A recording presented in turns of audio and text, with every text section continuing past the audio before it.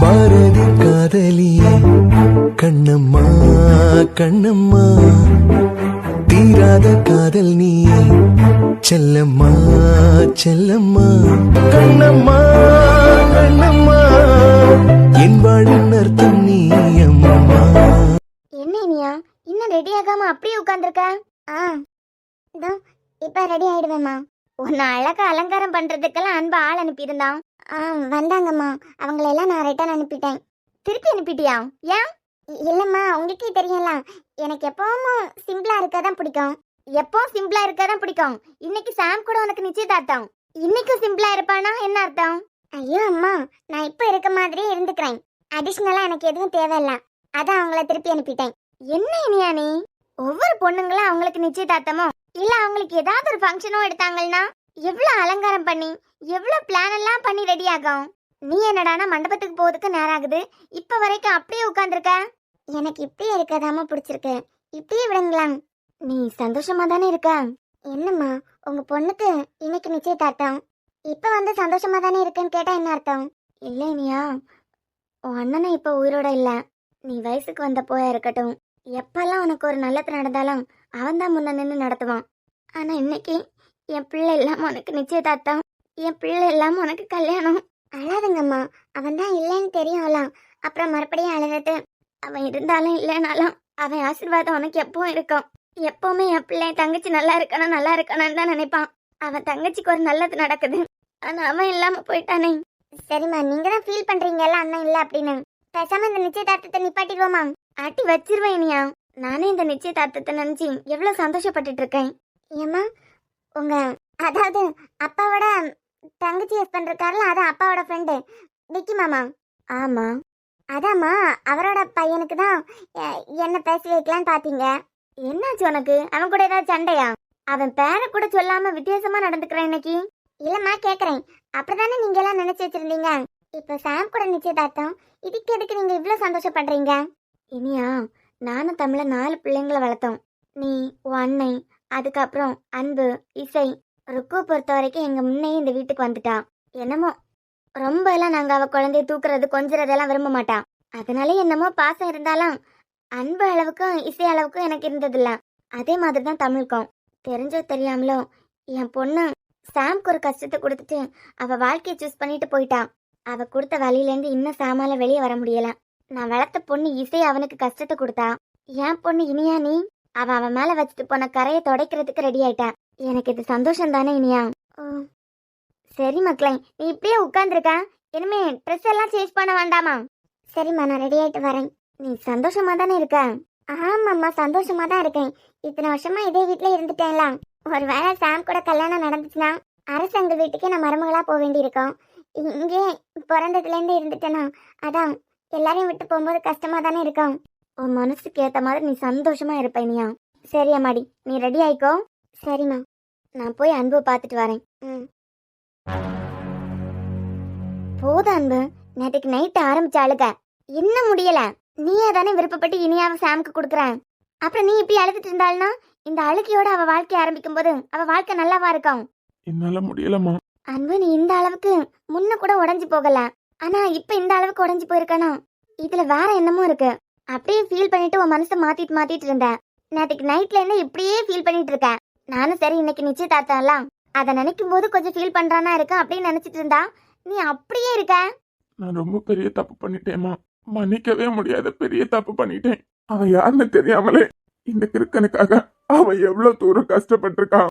இந்த கிறுக்கனை மனசுல வச்சுட்டு அவன் எனக்காக என்னெல்லாம் பண்ணிருக்கான்னு எனக்கு இப்போதாமா தெரியுது. ஒரு பொண்ணால இந்த அளவுக்கு காதலிக்க முடியுமான்னு என்னைய நினைக்க வச்சுட்டாமா. அன்பு யார பத்தி பேசிட்டு இருக்கான்? ஒருவேளை அன்பு மனசுல யாராவது இருக்காங்களோ? என்ன அன்பு, திடீர்னு என்னென்னமோ சொல்லிட்டு இருக்க, தலை இல்லாம வாழை இல்லாம அழுதுட்டு இருக்க. அம்மா, அவகிட்ட என் காதல சொல்லும் போது அவ காதலை விட என் காதல் தான் உயர்ந்ததுன்னு நான் காமிக்கணும்னு நினைச்சேன். என்ன, என் அன்புக்கு ஒரு பொண்ணை பிடிச்சிருக்கான்? யார பத்தி பேசிட்டு இருக்கான்? ஸ்ருதிக்கு எனக்கு நடந்த கல்யாணத்துல ஒருத்தங்களை பத்தி நாங்க பேசியிருந்தோம்ல, அதாம்மா. நான் ப்ராஜெக்ட் விஷயமா வெளியே போகும்போது ஒரு பொண்ணை பார்த்தேன். அந்த பொண்ணோட கண்ணை மட்டும்தான் பார்த்தேன், ஆனா எனக்கு அவ்வளவு பிடிச்சிருக்குன்னு. ஆமா, ஸ்ருதி அம்மால பழி போடும்போது இந்த பேச்செல்லாம் வந்துச்சுல. அந்த பொண்ணு யார் தெரியுமாமா? நான் கண்ணை மட்டுமே பார்த்து இத்தனை வருஷமா அவதான் எனக்கு வேணும்னு ஏங்கிட்டு இருந்த பொண்ணு யார் தெரியுமாமா? யாரு? இத்தனை வருஷமா அந்த பொண்ணு என் கூடவே என்னோட நிழல் மாதிரியே இருந்திருக்குமா. உன் கூடவா? நம்ம கம்பெனில ஏதாவது வேலை பார்க்குற பொண்ணா என்ன? அந்த பொண்ணு வேற யாரும் இல்லம்மா, நம்ம இனியாதான். அன்பு, நீ ப்ராஜெக்ட் விஷயமா வெளியே போயிருந்த அப்போ கண்ணு மட்டும் தெரிய மாதிரி ட்ரெஸ்ஸால கவர் பண்ணிட்டு ஒரு பொண்ணை நீ பார்த்ததாவும், அந்த பொண்ணு தான் 3 வருஷமா நீங்க தேடிட்டு இருக்கதாவும் இதெல்லாம் பேசிட்டு இருந்த. அப்பனா அந்த பொண்ணு நம்ம இனியாவா? ஆமாம்மா, இதுவே நேற்றுக்கு நைட்டு தான் எனக்கு தெரியும். அம்மா, நான் முன்னமே இனியாவை லவ் பண்ணிட்டு தான் இருந்திருக்கேன். எனக்கே தெரியல. அவ என் கூடவே இருக்கனால அவளோட வேல்யூவை நான் புரிஞ்சுக்காமலே இருந்துட்டேன். ஆனா அவ ஃபேஸ் எல்லாம் கவர் பண்ணிட்டு அவ கண்ணு மட்டும் தெரிய மாதிரி என் முன்ன வந்து நின்னதும் அவதான் எனக்கு எல்லாமேன்னு அப்ப நான் உணர்ந்திருக்கேன். இதாம்மா பக்கத்துல இருக்கிறவங்களோட அருமை பல நேரம் நமக்கு தெரியாதுன்னு சொல்லுவோம்ல. இத்தனை வருஷமா என் இனியா எமல இந்த காதல எவ்வளவு பத்திரமா பொத்தி பொத்தி சுமந்துட்டு இருந்திருக்கான். ஆனா இந்த பைத்தியக்காரனுக்கு அதை தெரிஞ்சதுக்கு அப்புறமும் சாம் கூட தான் அவ நல்லா இருப்பான்னு நினைச்சிட்டேன். என் காதல் எனக்கே புரிய வந்து அவதான் வேணும்னு நான் முடிவெடுக்க போகும்போது என்னென்னமோ நடந்துட்டு இந்த கடைசி நேரத்துல போய் அந்த கண்ணுக்கு சொந்தக்காரியே என் இனியாதான், என் கண்ணம்மாவே என் இனியாதான். இதெல்லாம் தெரிய வரும்போது என்னால தாங்கிக்கவே முடியலம்மா.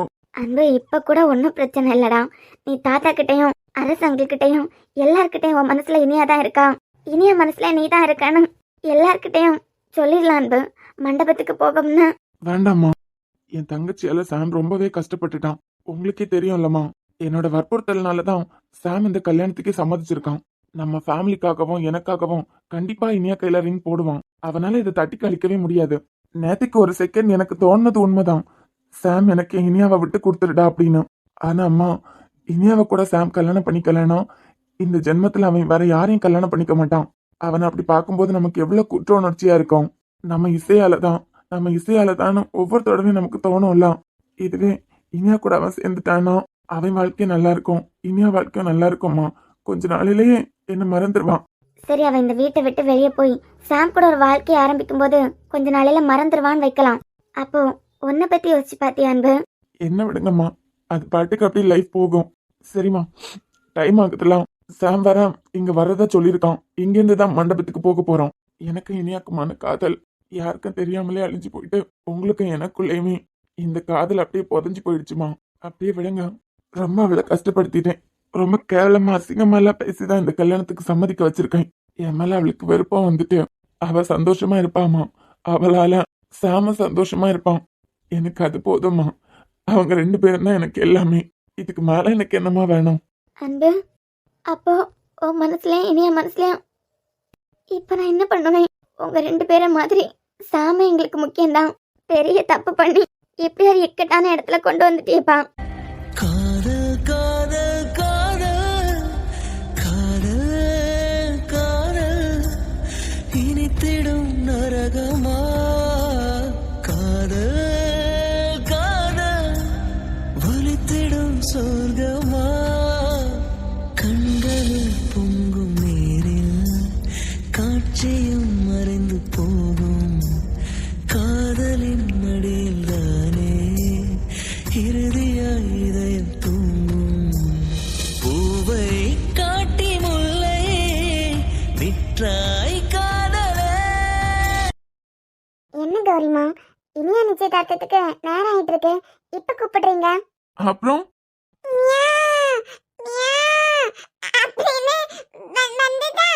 மியா மியாவுன்னு வந்தது.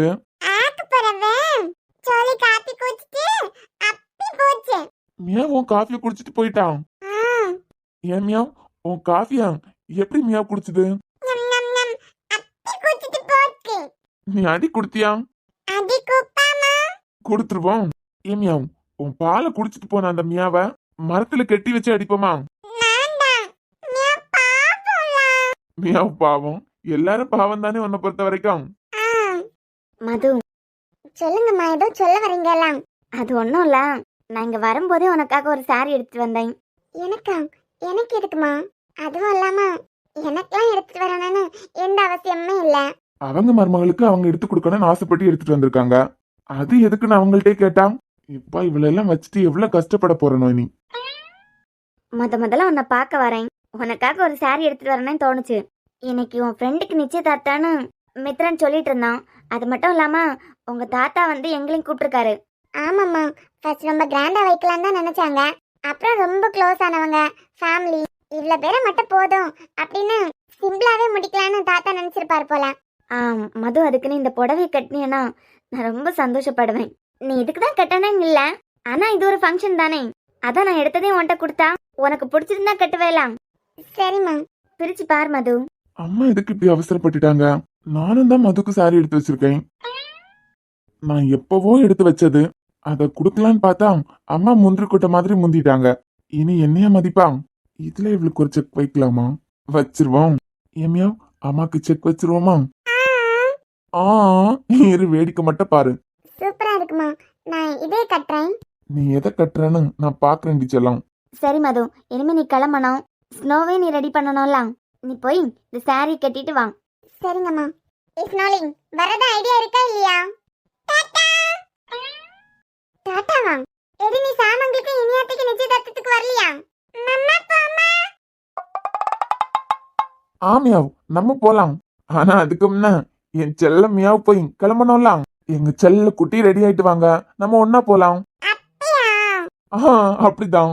எடி, பல்ல கட்டினது போதும், வரியா? இல்லனா அவர்தான் உன்னை இன்னைக்கு கிளப்பி விடுவாரு. டாடா. Tata, bye bye. என்ன சாம், என்ன இப்படி பாத்துட்டு நிக்கிறதுக்கா வந்தேன்? உன்னை நல்லா கொஞ்சிட்டு போலான்னு வந்தேன். ஆமா, சவுண்ட் எல்லாம் என்ன ஒரு மாதிரி வித்தியாசமா மாறி இருக்கு. நைட் எங்கேயாச்சும் கேரளுக்கு கூப்பிட்டாங்களா என்ன? இல்லையே, நல்லா தான் இருக்கேன். அப்புறம் என்ன, முகம் எல்லாம் ஒரு மாதிரி வீங்கி போய் கண்ணெல்லாம் இப்ப வெளியே வந்துடட்டா அப்புறம் வெளியே வரட்டான்னு இருக்க மாதிரி இருக்கு. அதெல்லாம் ஒன்றும் இல்ல, உன் பிரம்மையா இருக்கும். அன்பு, நான் இனியா கையில ரிங் மாட்டுறதுக்கு இன்னும் 2 மணி நேரம் தான் இருக்கு. இப்ப கூட ஒன்னும் கெட்டு போகலடா. உன் மனசுல இனியாதான் இருக்குங்கிறதா சொல்லி தொலையாம். மறுபடியும் ஆரம்பிச்சிட்ட பத்தியா? ஏண்டி, உனக்கு இப்பெல்லாம் உன் மியாவை தான் பிடிக்க ஆரம்பிச்சிட்டு பத்தியா? நாங்க காக்கி போபாமே. ஓ, கடைக்கு கூட்டி போறதுனால அவர் பக்கம் சாஞ்சிட்டு அப்படிதானே? நான் வான்னு கூப்பிடுறேன். மம்மா போமா, அப்படி அங்க கேக்குறேன். நாங்க போவோம், நீ நல்லா போவ. மது, என்ன மித்ரன்? ஒன்னும் இல்ல, உள்ள வரலாமா இல்ல வெளியே வரீங்களா? அதான் அவளே சொல்லிட்டாலாம், உங்களுக்கு அவ தானே முக்கியம். அவ ஆர்டர் போட்டாதான் நீங்க உடனே எல்லாம் செஞ்சிருவீங்களே. நீ என் தாண்டி முக்கியம் எனக்கு. வாங்க, அதான் உட்கார சொல்லிட்டாலாம். இல்ல, நான் ஒன்னும் நினைக்க மாட்டேன், உட்காரனா உட்காரலாம். ஏதாவது சொல்லணுமா? ஏன், ஏதாவது சொல்றதுக்கு இருந்தாதான் உன்னை தேடி வரணுமா? அப்படியெல்லாம் இல்ல, இது வரைக்கும் இந்த ரூம்க்கு நீங்க ஒரு தடவை தான் வந்திருக்கீங்க. இப்பதானே அங்கிருந்து வந்து கெஸ்ட் ஹவுஸ்ல இருந்து. அது ஒண்ணும் இல்ல மது, நான் உன்னை இங்க பாக்குறதுக்கு முன்னமே உனக்காக நிறைய சாரி எடுத்து வச்சிருந்தேன். அதெல்லாம் ஊர்லயே இருக்கு. ஆனா ஒன்னே ஒண்ணு மட்டும் எடுத்துட்டு வந்திருந்தேன். ஏன் மித்ரன், வேற ஏதாவது பொண்ணு செட் ஆச்சுன்னா குடுக்கலானா? என்ன? இல்ல, ஏதாவது உங்களுக்கு பிடிச்ச மாதிரி வேற ஏதாவது பொண்ணு கிடைச்சுனா அந்த பொண்ணுக்கு இந்த சாரியை கொடுத்து கரெக்ட் பண்ணலாம்னு எடுத்துட்டு வந்தீங்களான்னு கேட்டேன். ஒன்னும் இல்ல, இது உனக்காக எடுத்து வச்ச சாரி. இதுல ஏதாவது ஒண்ணு நான் வச்சிருக்கும் போது என் கூட நீயே இருக்க மாதிரி ஒரு ஃபீல். அப்பப்பா, என்ன நம்பிக்கை இல்லையா? நம்புறேன். நான் ஃப்ரெண்டா நம்புற மாதிரி உங்களுக்கு அந்த சாரி இருக்கும்போது நான் இருக்க மாதிரி ஒரு ஃபீல் ஆகலாம்ல. மென்ஷன் பண்றியாடி? இரு வரேன். அது ஒன்னும் இல்ல பொண்டாட்டி. என்னடி? பொண்டாட்டி, நான் தானே கல்யாணம் பண்ணிக்க போறேன். நான் சம்மதம் சொன்னது உங்க ஃப்ரெண்ட்ஷிப்பை தான். அத நீங்க ரொம்ப அட்வான்டேஜ் எல்லாம் எடுத்துக்காதீங்க. அச்சச்சோ, ஆனா நான் தான் உன்கிட்ட சொல்லிட்டேனே, இனிமே ஃப்ரெண்டு கஜினி சூர்யா இப்படி எல்லாம் என்னால நடிக்க முடியாது. ஐ லவ் யூ. அதாம்மா, ஐ லவ் யூ நல்லா ப்ரப்போஸ் பண்ணி தானே பேசுறதுக்கே ஆரம்பிச்சேன். அது ஏதோ ஃப்ளோல டயலாக் விட்டீங்க. ஆமா, டயலாக் அடிச்சு விட்டுறதுக்காக தான் இத்தனை வருஷம் காத்துட்டு இருந்தோம். நீ ஃப்ரெண்டா இரு, உன்ன நான் வேண்டான்னு சொல்லலையே. ஆனா எனக்கு நீ ஒய்ஃப் தான். இன்னும் நீங்க தாலியே கட்டல. அதெல்லாம் நாங்க பாத்துக்கலாம். அது சரி, இப்ப எதுக்கு இந்த சாரி எனக்கு கொடுக்குறீங்க? இத நீ கட்டணும்னு சொல்லல. நான் எங்க அம்மா வேற உனக்கு ஒரு சாரியை கொடுத்து அதை தான் கட்டணும்னு சொல்லியிருக்காங்க. இதுல நான் வேற, இதுல உனக்கு ஸ்னோக்கும் ட்ரெஸ் இருக்கு. நீ இப்போ கட்டணும்னு எல்லாம் நான் ஆசைப்படல, கட்டினா நல்லா இருக்கும் தான். ஆனா நீ எனக்கு ஒய்ஃபா வரலையே. அதாம்மா, எனக்கு ஒய்ஃபா இல்லாம என் அம்மாக்கு பொண்ணு மாதிரி இல்ல வரேன். அதனால எப்படியும் எனக்கு இம்பார்ட்டன்ட் கொடுக்க மாட்டேதான். பட் இதையும் கொடுத்துடலாம் அப்படின்னு தோணுச்சு. எப்பயும் இதை கெட்ட மாட்டேன். நீ நான் தான் உனக்கு ஃப்ரெண்ட்லியா தானே பிடிக்கும். சரி, வச்சிட்டு கிளம்புங்க. செல்லம், அம்மா எடுத்து கொடுத்ததை தூக்கி போட்டுட்டு இதை மட்டும் நீ கட்டிட்டா. பிரிச்சு பாரு மது, பிடிச்சிருக்கா? ஒருத்தங்க ஒண்ணு வாங்கி கொடுத்தாங்கன்னா அது நல்லா இல்லாட்டாலும் நல்லா இருக்குன்னு சொல்லிடணும். ஓ சரி மது, அப்போ எப்படியா நீயும் கௌரி அம்மா எடுத்து கொடுத்த அந்த சாரியை தான் கட்டுவேன். நான் எடுத்து கொடுத்ததெல்லாம் வேஸ்ட் தானே. சரி பரவாயில்ல. சரிம்மா நான் வரேன். மவளா அதை வச்சுட்டு இந்த சாரியை மட்டும் நீ கட்டிறாய். சரி ஸ்னோக்குட்டி நான் கிளம்பட்டுமா?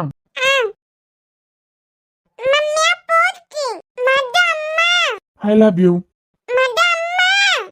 என்ன ஸ்னோ? நான் எங்க சிரிச்சேன்? சரி நான் கௌரி பாட்டி ஒரு சாரி எடுத்துட்டு வந்தாங்கல்ல, அதை போய் கட்டிட்டு வரேனா? யார்கிட்ட?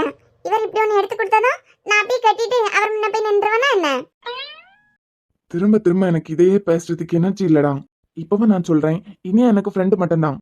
எனக்கு பிடிச்ச பொண்ணை அந்த கண்ணுக்கு சொந்தக்கார பொண்ணு தான். அந்த கண்ணுக்கு சொந்தக்கார பொண்ணு யாருன்னு உனக்கு தெரியுமா? ஐயோ சாம்க்கு தெரிஞ்சிருக்கு போலே. இப்போ சாம்க்கு தெரிஞ்ச விஷயத்த சாம் வாயால நான் சொல்ல விட்டேன்னா அப்புறம் இந்த கல்யாணத்தை நிப்பாட்டுற மாதிரி பண்ணிடுவானே. இங்க பாரு சாம், எனக்கு நீ நினைக்கிற மாதிரி இனியா மேலையெல்லாம் துளி கூட விருப்பம் இல்ல. அவ எனக்கு ஃப்ரெண்டு தானே தவிர நீ நினைக்கிற மாதிரி எல்லாம் என்னால யோசிக்க முடியாது.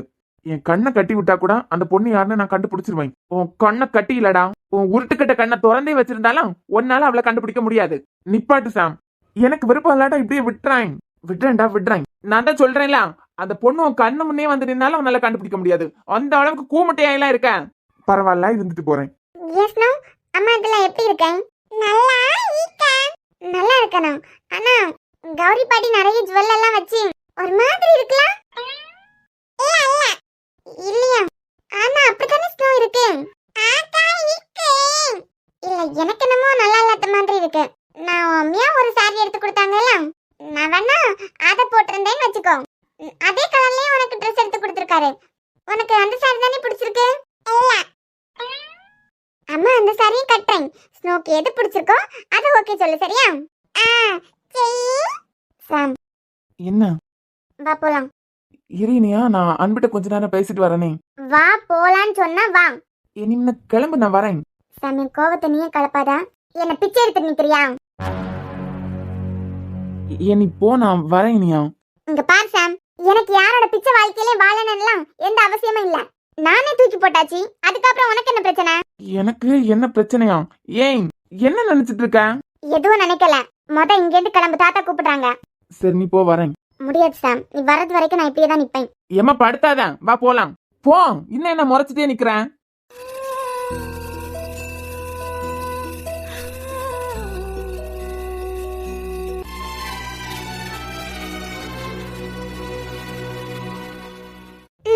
இப்ப பாத்தியா, நம்ம ரெண்டு பேருக்கும் சேம் கலர்ல Dress.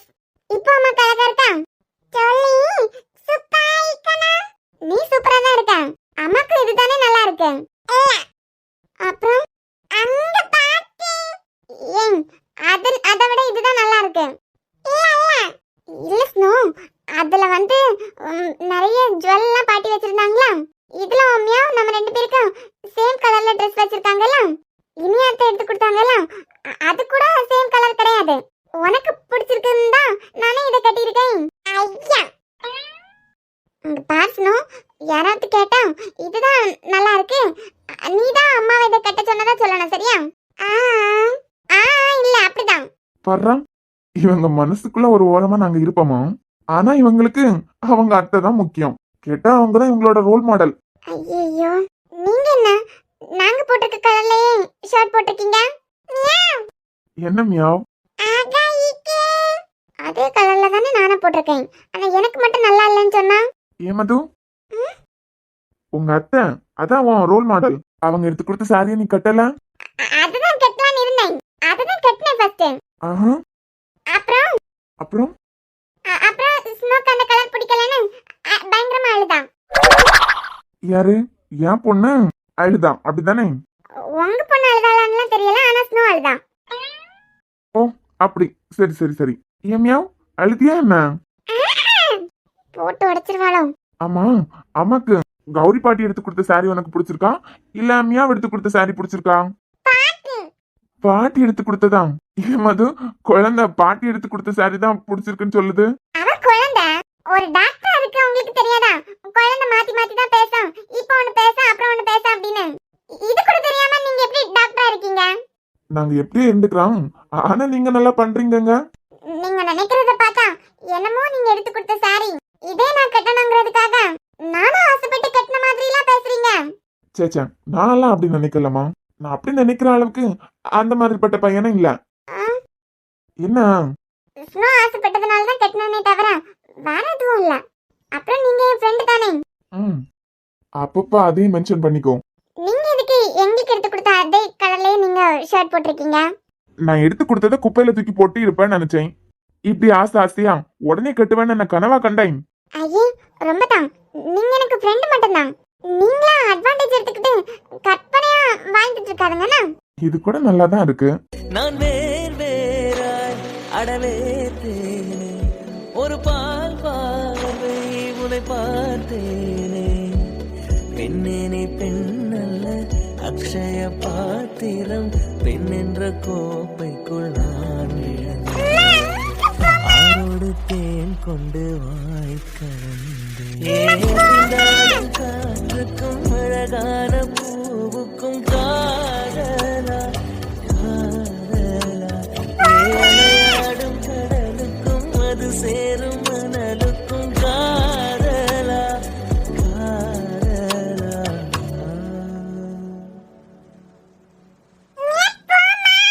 சரிடி செல்லம் போலாம்.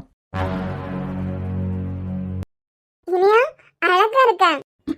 அப்புறம் மது எல்லாம் ஒண்ணு சேர்ந்தாச்சு போலாம். என்ன சார்? இல்ல யூனிஃபார்ம்லாம் நல்லா இருக்கேன்னு சொல்ல வந்தேன். இது யூனிஃபார்ம்லாம் இல்ல. எங்களுக்கு புரியுது. இனியா என்ன டல்லா நிக்கிற?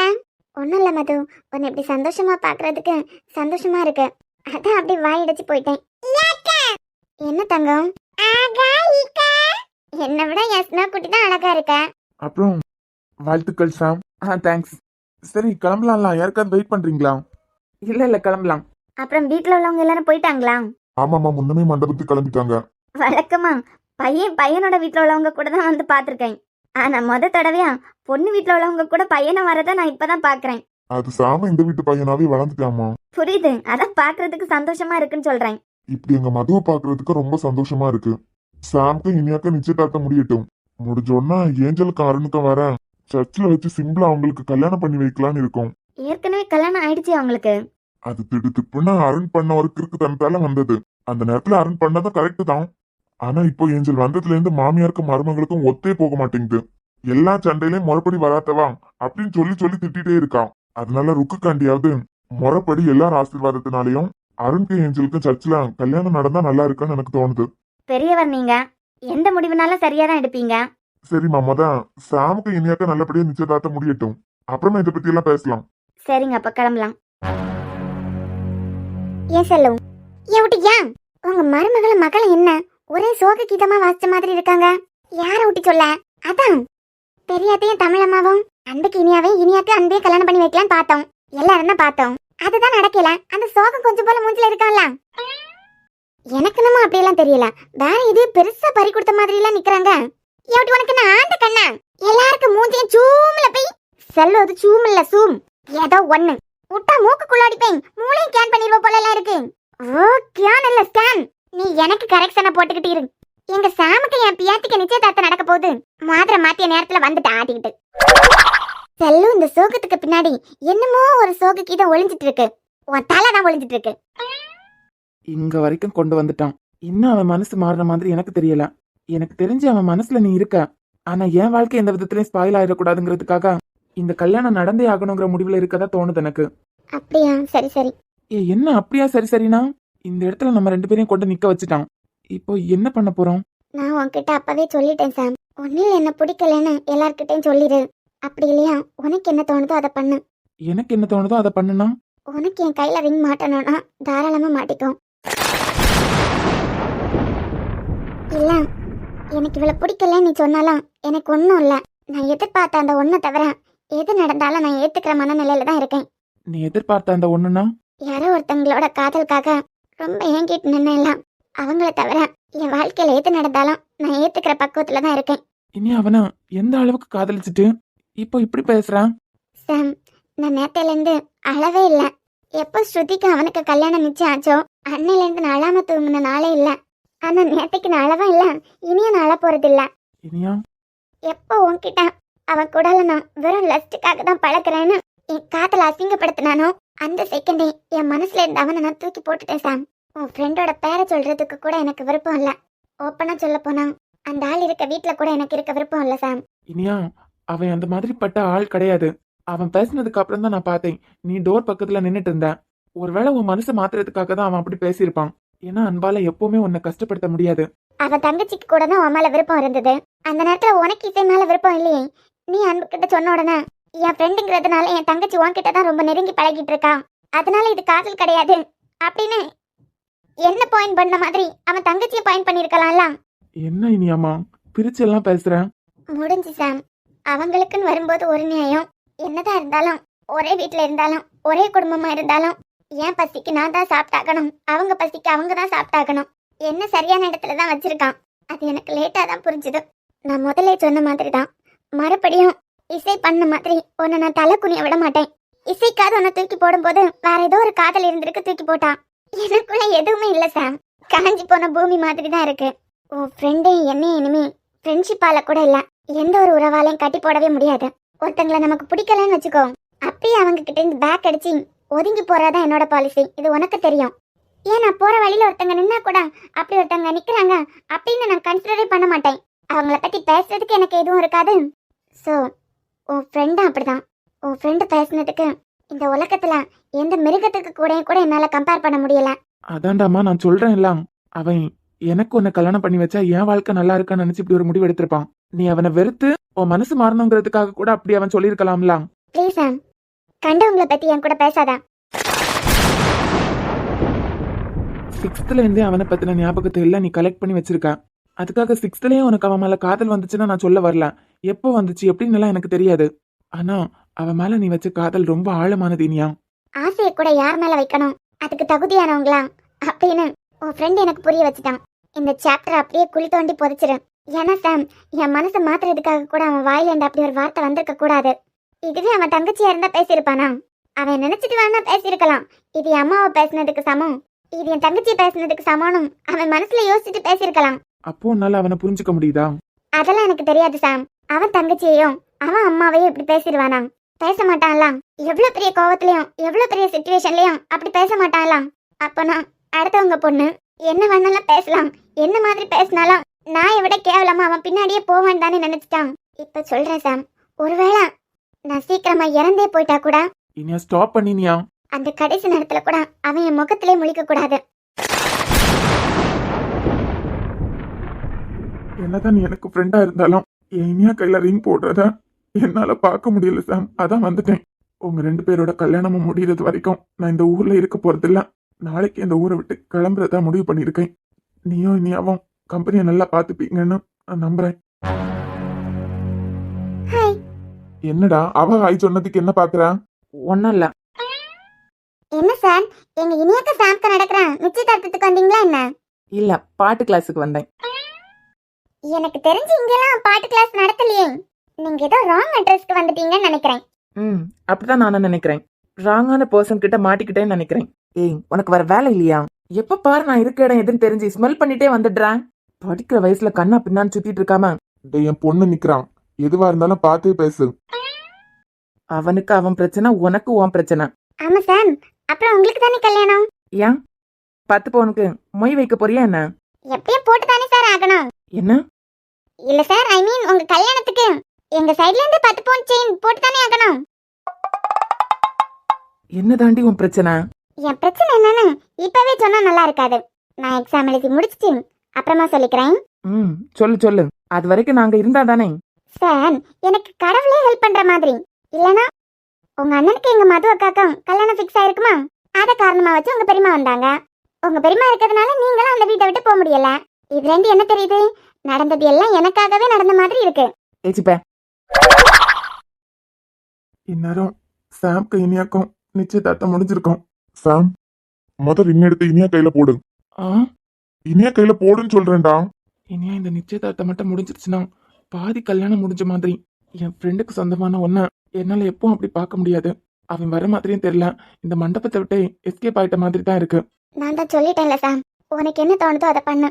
எதுவா இருந்தாலும் அந்த ஒரு விஷயத்தையும் தவிர எதுவா இருந்தாலும் அதை ஏத்துக்கக்கூடிய மனப்பக்கம் எனக்கு இருக்கு. என் கையே கொடுத்தேன். உனக்கு ரிங் போடணும்னா போட்டுக்கோ, இல்ல நிப்பாட்டணும்னா நிப்பாட்டிக்கோ.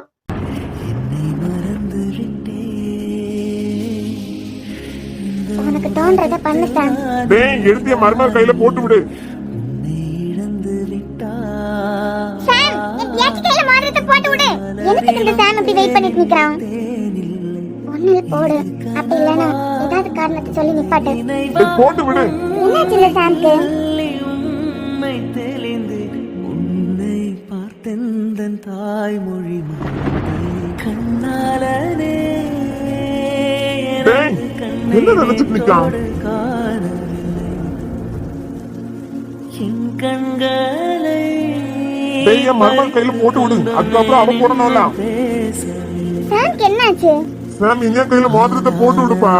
என்ன நினைச்சிட்டு நிக்கான்னு தெரியலையே. அலைப்பாயும் சிறு பேதை நானும் உன் பேரும் என் பேரும் தெரியாமலே உள்ளங்கள் இடமாறுமே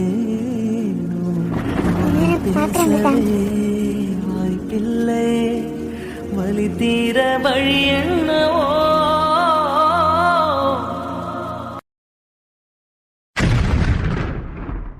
இந்நேரம் உனக்கும் சாம்க்கு நிச்சயதார்த்தம் முடிஞ்சிருக்கும்.